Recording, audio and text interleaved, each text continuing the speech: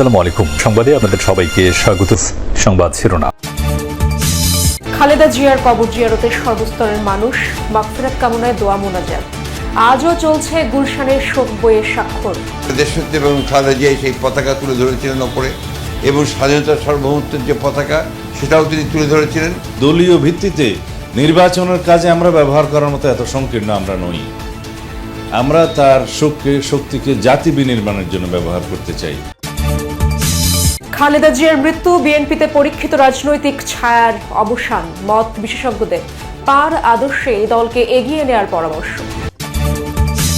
বছর শুরুর দিনে ক্যাবিনেট সভা, 12 ফেব্রুয়ারি সুষ্ঠু নির্বাচনের আশা। জয়শঙ্করের ঢাকা সফরকে কূটনৈতিক দৃষ্টিতে না দেখার পরামর্শ উপদেষ্টার। চলছে নির্বাচনের মনোনয়নপত্র যাচাই বাছাই। ইসি সহ রিটার্নিং কর্মকর্তাদের ব্যস্ততা। কাগজপত্রে অসঙ্গতি থাকায় অনেকের প্রার্থিতা বাতিল। বছরের প্রথম দিনে নতুন বই পেয়ে উচ্ছ্বসিত শিক্ষার্থীরা। 15 জানুয়ারির মধ্যে 100% ছাত্রছাত্রীর হাতে বই পৌঁছানোর আশাবাদ। বইগুলো দেখেছি, বইয়ের মান খুব ভালো। বাংলার দোয়েল পাখি, এটা গল্প টাইপের, এটা অনেক পছন্দ হয়েছে। 6টা বই অ্যান্ড প্রত্যেকটাই খুব সুন্দর লাগতেছে আমার কাছে। নিম্নমান ও নকশা ত্রুটিতে খুলে পড়েছিল মেট্রো রেলের বিয়ারিং প্যাড। তদন্ত কমিটির রিপোর্ট মেলেনি নাশকতার কোনো আলামত। বেগম খালেদা জিয়ার রুহের মাগফিরাত কামনায় দোয়া করলেন সাধারণ মানুষ। তার প্রতি শ্রদ্ধা জানাতে আজ বিভিন্ন স্থান থেকে জিয়া উদ্যানের সমাধিস্থলে আসেন অনেকে। কোরআন খতমের পাশাপাশি মহান আল্লাহর দরবারে ফরিয়াদ জানান গুনাহ মাফের। সমৃদ্ধ বাংলাদেশ গড়তে আপসহীন নেত্রীর আদর্শ ধরে রাখার তাগিদ দেন নেতাকর্মী, সাধারণ মানুষ সবাই। বেলা 12টার দিকে মূল পথ খুলে দিলে জিয়া উদ্যানে প্রবেশ করেন তারা। পায়ে পা মিলিয়ে যে মানুষগুলো এসেছেন জিয়া উদ্যানে, তাদের বেশিরভাগই রাজনীতি থেকে অনেকটা দূরে। খুব কাছ থেকে খালেদা জিয়াকে দেখেছেন এমন মানুষও হাতে গোনা। তবুও মানুষ আসছে নীরবে, শ্রদ্ধা জানিয়ে আবার ফিরছেন চেনা গন্তব্যে। দীর্ঘ আন্দোলন সংগ্রাম, তিনি আজকে একটা ক্যারিসমেটিক জননন্দিত নেত্রী। এই মহাদেশে এমন নেত্রী আর হয় নাই। আল্লাহর কাছে একটা জিনিসই চাই যে আল্লাহ অনেক ধৈর্য এই মহিলারা দিছে আমাদের ভিতরে, যেন ওনার ধৈর্য দিয়ে দেয়। উনি ছেলে মেয়ে নিয়ে, হাজব্যান্ড নিয়ে বহুত ত্যাগ স্বীকার করছে এই বাংলাদেশ থেকে। দেশ বাঁচাও, মানুষ বাঁচাও, এই স্লোগানটা ওনার মুখ থেকে এসেছেন। আমরা জানি না এই ধরনের একজন নেত্রী আমরা পাবো কিনা, জানি না। দেশপ্রেমিক পরিবার, বন্ধু বান্ধব নিয়ে আসছেন অনেকে। কেউ কেউ দুদিন ধরে ঢাকায়, শুধু একবার কাছ থেকে শ্রদ্ধা জানানোর আশায়। পঞ্চগড় থেকে চট্টগ্রাম, খুলনা থেকে সিলেট, কোথা থেকে আসেনি মানুষ। একটি সমৃদ্ধ দেশ গড়তে যে জনপদে মাইলের পর মাইল ছুটেছেন খালেদা জিয়া, তার রুহের মাগফিরাত কামনায় দলমতের ঊর্ধ্বে উঠে আসছেন সেই জনপদের মানুষ।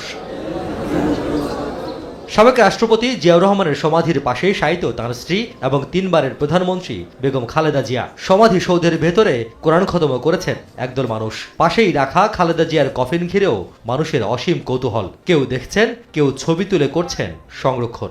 তাকে অত্যাধিক ভালোবাসছি, তার মতো আপসের নেত্রী হয় না। এই জন্য কালকে আসতে পারি না, এই জন্য মনে হয় আজকে কবরটা জিয়ারত করে আসি, একটু তাই আসলাম। আমরা খুবই মর্মাহত এবং উনার প্রতি গভীর শ্রদ্ধা জ্ঞাপন করছি। আল্লাহ যেন ওনাকে বেহেশত নসিব করে। কালকে দেখতে পারি না কি হয়েছে, আজকে যে ওনার খবর আসতে পারছে সেটাই আসলে আল্লাহর কাছে শুকরিয়া জানাই। কাকডাকা ভোর থেকেই কবর জিয়ারতের অপেক্ষায় ছিল দলীয় নেতাকর্মী ও সাধারণ মানুষ। অনুমতি না মেলায় অনেকেই মূল সড়ক থেকে ফিরে যান। সমাধি উন্মুক্ত করার খানিক আগে জিয়ারত করতে যান সাবেক স্বরাষ্ট্র প্রতিমন্ত্রী এবং বিএনপি নেতা লুৎফুজ্জামান বাবর। এত কাছে থেকে ওনার সাথে আমি কাজ করেছি, তারপর দেশের জনগণের জানমালের নিরাপত্তার ক্ষেত্রে উনি আপোষহীন ছিলেন। যখন আমি যা চেয়েছি নির্দেশে তাই উনি আমাকে দিয়ে দিয়েছেন। আমি বলছি যেটা করার জন্য আপনারা দেখেছেন যে র্যাব গঠনের ব্যাপারে, এবং র্যাবকে কিন্তু তখন রাজনৈতিকভাবে একদিনের জন্য, 1 ঘন্টার জন্য আমরা ব্যবহার করি। ধ্বংস নয়, প্রতিশোধ নয়, শেষবারের মতো রাজনীতির মঞ্চে এমন অহিংস বার্তাই রেখে গেছেন বেগম খালেদা জিয়া। ক্ষমতা আর কারাবাসের কঠিন পথ পেরিয়েও সংযমের এই উচ্চারণই আজ বিএনপির সামনে খুলে দিয়েছে নতুন বাস্তবতা। বিশেষজ্ঞরা বলছেন এটি শুধু একজন সাবেক প্রধানমন্ত্রীর বিদায় নয়, এটি বিএনপির পরীক্ষিত রাজনৈতিক ছায়ার অবসান। তাই আগামীতে খালেদা জিয়ার আদর্শকে ধারণ করেই এগিয়ে যাওয়ার তাগিদ দিয়েছেন তারা। আরও জানাচ্ছেন রেদওয়ান আহমেদ।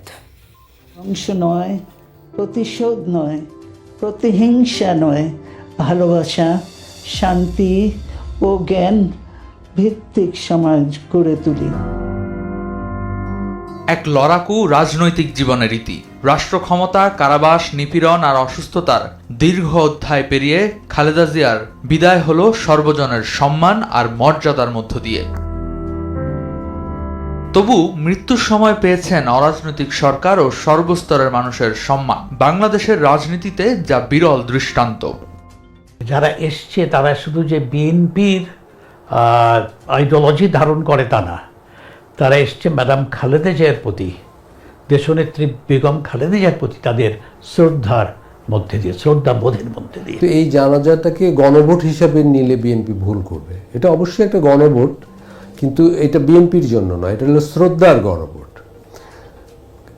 এবং এই বিএনপির জন্য এটা একটা সোনালী মুহূর্ত নিঃসন্দেহে। এক সপ্তাহ আগেও আমার মনে হয় না বিএনপির সংগঠকরা ভাবতে পেরেছেন যে তাদের নেতৃত্বের প্রতি এদেশের মানুষের শিকড়ের এত ভালোবাসা বা শ্রদ্ধা আছে। এটা তাদের জন্য হয়তো একটা বিস্ময়, কিন্তু এরকম মুহূর্ত একটা রাজনৈতিক দলের জন্য খুব বিরল ঘটনা।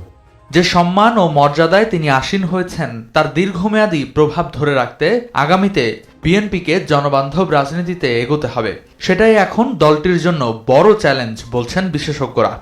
দেশের তরুণ সমাজের প্রত্যাশা কিন্তু বিপুল। এবারে নির্বাচনটা মোটেই একটা গতানুগতিক নির্বাচন হবে না, এবং নির্বাচনের পর 5 বছর নিশ্চিন্তে থাকা যাবে এরকম ভাবারও কোনো কারণ নেই। প্রত্যাশার বিপুল চাপ বিএনপির উপর থাকবে। মানুষ আসলে পরিবর্তন চায়, ফলে সেই পরিবর্তনের দায়িত্ব বিএনপিকে নিতে হবে। নতুন যারা, তারা তো, আমি তো বলবো তারা আমাদের দেশের ভবিষ্যৎ বর্তমান দুটোই। এখন তাদেরকে, তাদের সেন্টিমেন্টকে বুঝে শুনে তাদেরকে সাথে নিয়ে এগোতে হবে।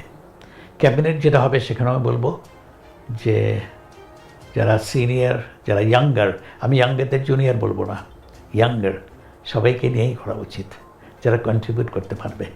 সামনে নির্বাচন, নতুন প্রতিদ্বন্দ্বী, 4 কোটি নতুন প্রজন্মের প্রত্যাশা।